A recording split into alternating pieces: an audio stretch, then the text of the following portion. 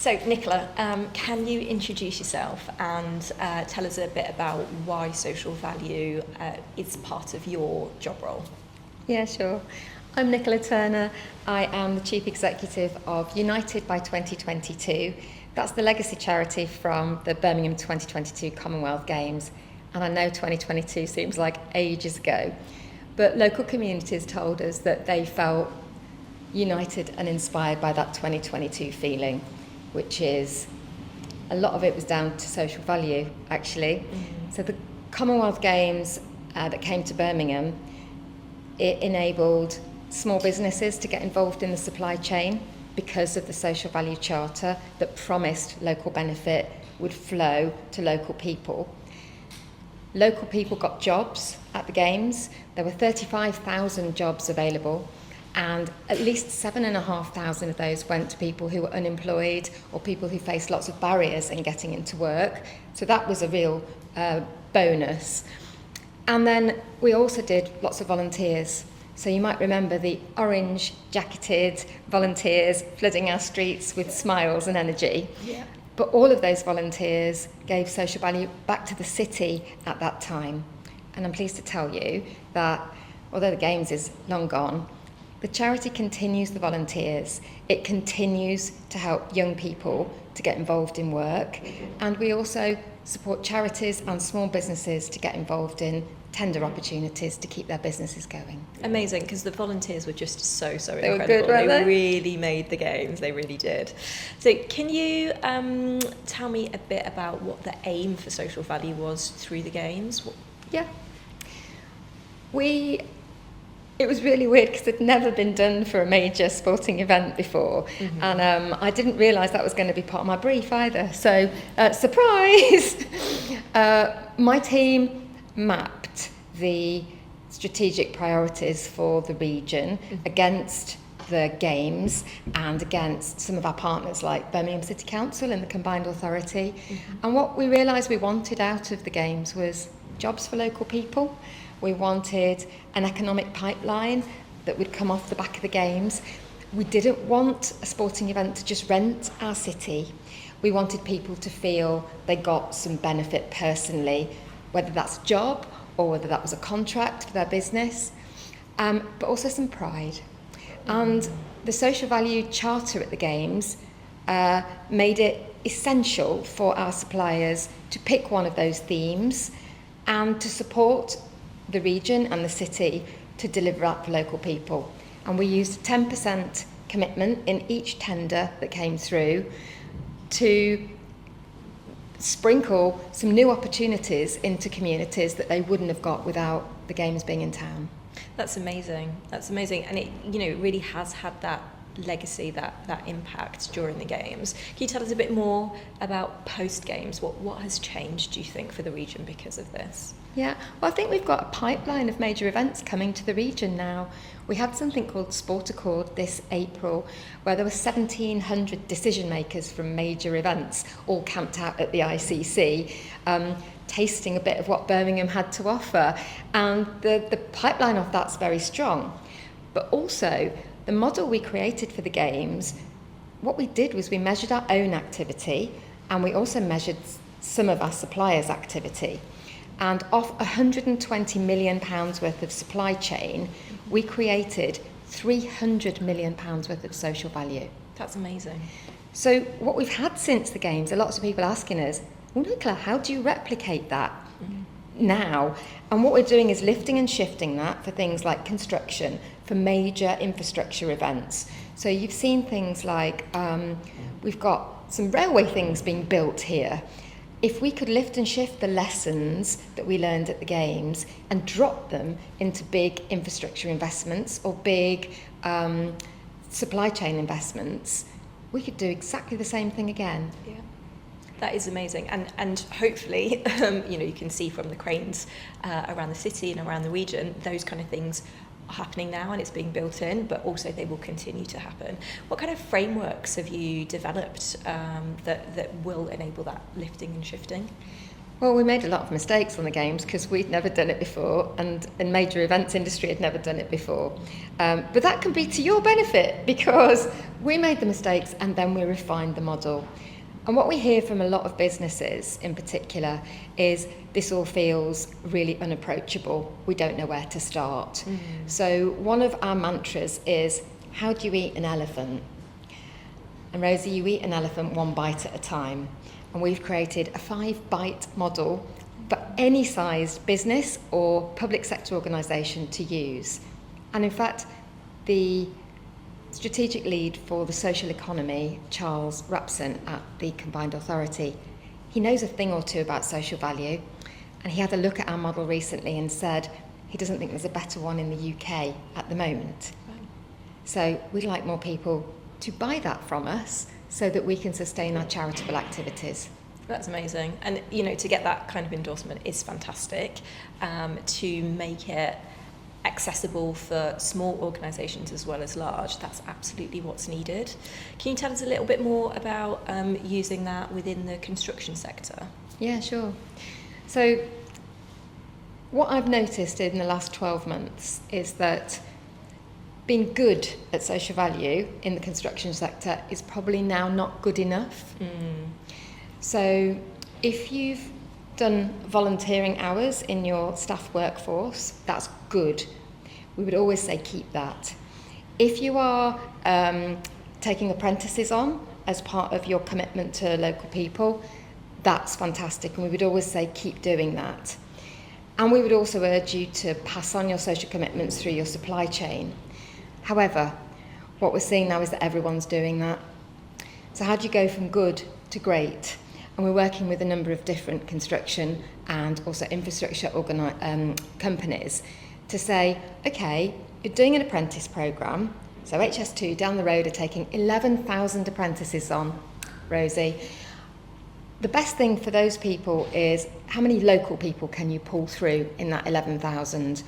And actually just pasting it on a website might not be the way to reach those local people. So how do you engage with communities in order to let them know about the opportunities and make it possible for them to join in?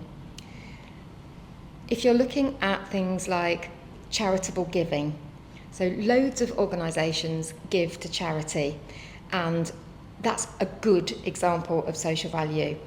Being able to say what impact that money has made and being able to align that with your objectives, and then being able to talk about it in a tender or to share that with your shareholders or with your internal staff is what I would describe as going from good to great. There are lots of organisations who are trying to get there next. But I've also come across some inspiring practice. Would you like to know what that is? Please. I think that one of the most inspiring things I've heard is a FTSE 100 company based in the West Midlands has decided to put social value into its leadership team's bonus objectives. Amazing. So this is a way of embedding it in the business, not just doing it on the side of your desk, and actually those people will then be interested in advancing on targets. I think the other thing that they've done, which is really interesting, is they've been working on social value for probably 10 years, but they've never measured it. And so in order to put that into the bonus structure, they're now measuring it. And they haven't gone crazy. They've just picked something that is really important to their business going forward. They've picked employment and skills of people from marginalised groups, and they've given it a geographical place-based focus. And that for me is a really great example of targeted, measurable, and a practice which is going to shift the dial. And also, importantly, it's not a huge amount of extra work. Getting the processes and procedures in place to properly measure what you're already doing, if they've already been doing it for a decade, you know, it might feel quite kind of challenging, but actually once it's in place, then it's just business as usual, and then that gives the scope to grow and do even more work. I'm going to go back to my 5 bites of the elephant thing. You can't do it all at once. So what we've learned is if you've got your strategic mapping done, and then you've got a menu of the top 2 or 3 things that are your highest priority, Those two things can then flow through and you can make decisions off the back of that. Then if you measure it and you also match make with your local communities in order to make that benefit flow through to them, that's the secret of success. That's it, isn't it? You know, you've talked quite a bit about that engagement piece. How do you create that engagement? What's your best practice? So one of the things we learned at the Games was we had lots of international suppliers, and one of our challenges to them was deliver us some social value that hits local people, that local people can engage with.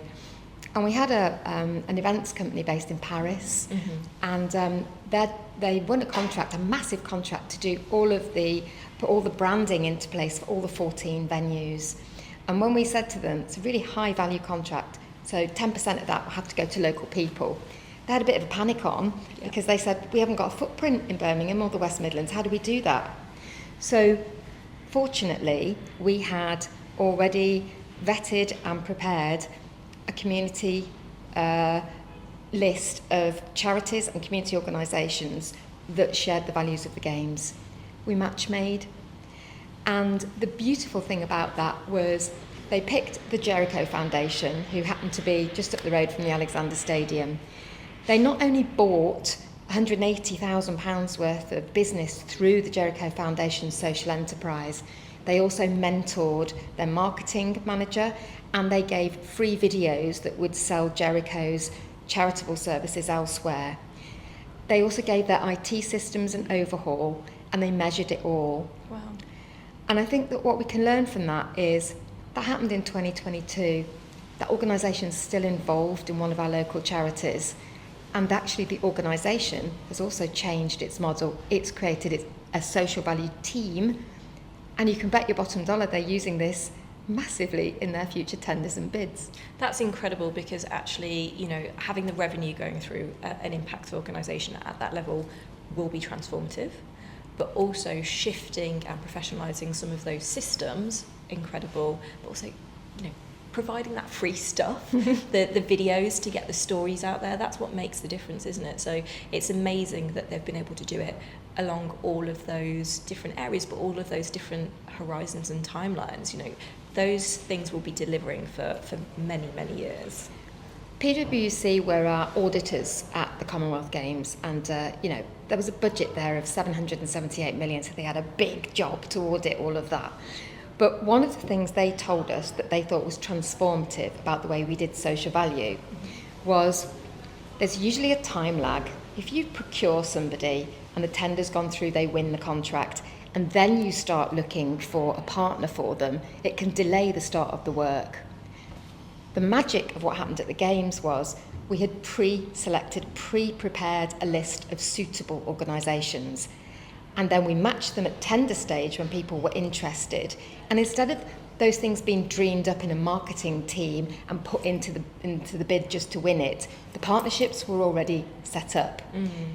And we retained that 520 community organisations group when the Games ended, and we're still matching those people today with construction organisations, infrastructure organisations who have social value commitments. And that's incredible, because the new Procurement Act, which will be implemented in February in 25, you know, you have to have those transparency notices in place, because, you know, we've all seen as part of the tender process your name going into a tender and then you never seeing that organisation ever again, even though they've won the bid. So, you know, actually that will change. Or your ideas. Or your ideas, yes. People coming for a coffee and not paying you for your consultancy, and then actually them just taking that work and delivering it themselves. Obviously not at the same level and the same commitment, but actually hopefully these changes in the Procurement Act will iron all of those issues out. But the way that you set it up through the Games, you have those really close connections and those partnerships created at that tender stage. You could see where it was. Yeah, you could see where it was happening. It was. You could see that the value add and that spark. So I did feel a bit like Cilla Black. I did feel a bit like Tinder for social value. that spark of connection between two organisations. We had a Swiss watch manufacturer called Longines who met up with Sport for Life, who are based at the back of the McDonald's down here in Ladywood. And they would never have met up with each other had it not been for that matchmaking service. And what they did was they said, every time a record's broken at the games, we're going to give you £1,000 towards as a donation. And there's no way Sport for Life would have had that benefit. So I think major events can do amazing things. And they put small charities on the radar of suppliers in a really interesting way. But that can easily be done by our construction companies building stuff here. Definitely. What does social value mean to you personally? I've worked and lived in Birmingham for a long time, and I see the social challenges all around us. I see young people suffering with their mental health. I see people struggling to get into and maintain work. And I think it's harder than it's ever been for our young people. So what does it mean to me personally in a time when public sector funding is really short? This is where we need to be leveraging opportunities for young people, because I've spent my entire career trying to help disadvantaged and marginalised young people make their way and get better prospects. And I think that if there's going to be very little funding coming from the public sector, we need to mobilise social value and leverage that to help young people. And that gets me out of bed every single day. Amazing. Thanks so much, Nicola.